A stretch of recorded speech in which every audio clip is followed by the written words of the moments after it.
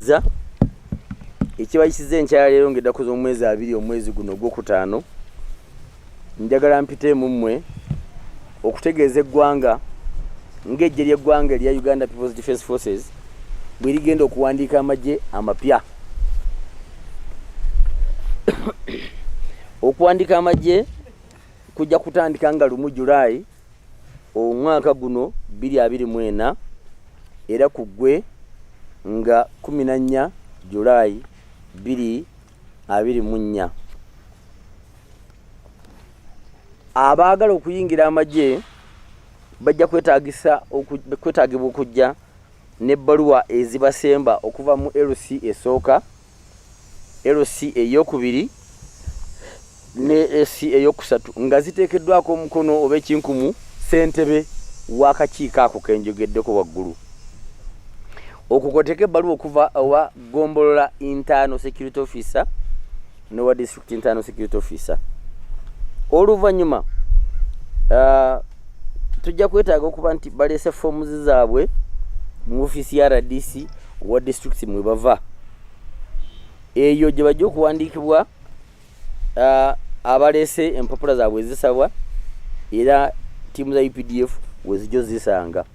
Empapula ezisaba oba foomu ezisaba zisangibwa ku mutimbagano ogwa Uganda People's Defence Forces oba UPDF website. Kati ababa n'ababayiseemu okusinziira ku foomu zino ezijja okukuŋŋaanyizibwa ttiimu za UPDF bayisibwe mu kakuŋŋunta eno okusinziira ku bisaanyizo bajja kumanyisibwa nga bagenzeeyo kuba tujja kuzizaayo ku ofiisi za RDCs olwo okuteekateeka oba okugezesa abajja okuyingira amagye kujja kutandika nga 1 Julayi. Buli district ewereddwa omuwendo gwayo okusinziira ku muwendo gw'abantu abali mu district eyo bw'ogugeraageranya n'omuwendo gw'eggwanga okusinziira ku miwendo egyatuweebwa ekitongole eky'ebyembalirira ekya Uganda ekya UBOS. Emiwendo egyatuweebwa nga 25 omwezi ogw'omukaaga 2023. Nga n'abatagenda okuwandiikibwa bayingira amagye gennyini aga UPDF tubeetaaga okuba nga balina okusoma okwa siniya ey'okuna. Era abantu betundondoola oba betujja okuwandiika be baba bamala siniya ey'okuna wakati w'omwaka gwa 2022 ne 2023. Tujja kuwandiika abantu mu district za Uganda 135 n'ebibuga 11. Bino biteekeddwa mu zones: Buganda zone, Busoga zone, Bukedi, Teso, Midwestern, Toro, Bunyoro, Kampala Extra, Rwenzori, Northern Uganda, Karamoja, Sebeyi, West Nile ne Western. Obukulembeze bwa UPDF busaba abo bonna abalina ebisaanyizo ebyo togeddeko waggulu bakozesa omukisa guno okuyingira eggye ly'eggwanga baweereze Uganda mu bwagazi bw'eggwanga lyattu okufaayo ate n'okwagala Africa okutwaliza awamu. Ekiwandiiko ekitaddeko omukono Felix Kulaije, Brigadier General, Director, Defence Public Information.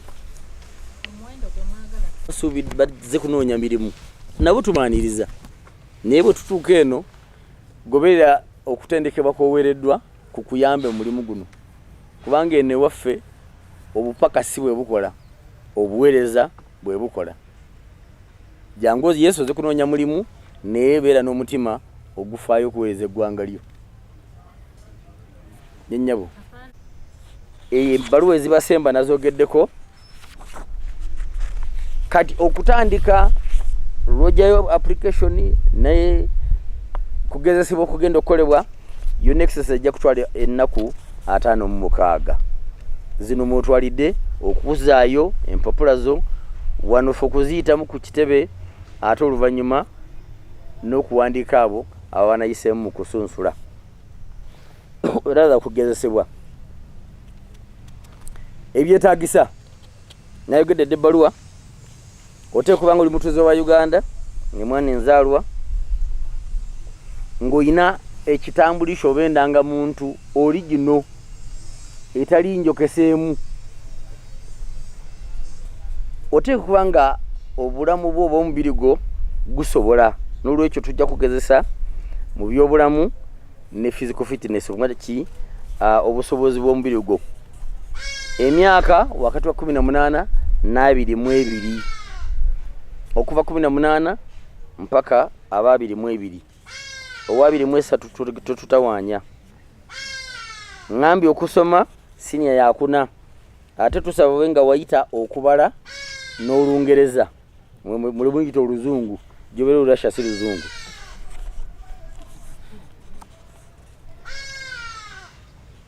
ate gwaleese ebbaluwa oteeka kuba nga oli mutuuze ku LC eyo eyakusembye bwe tukizuula nti LC eyakusembye ate si gy'obeera gwe tujja kutwala nga eyeeyita kyotali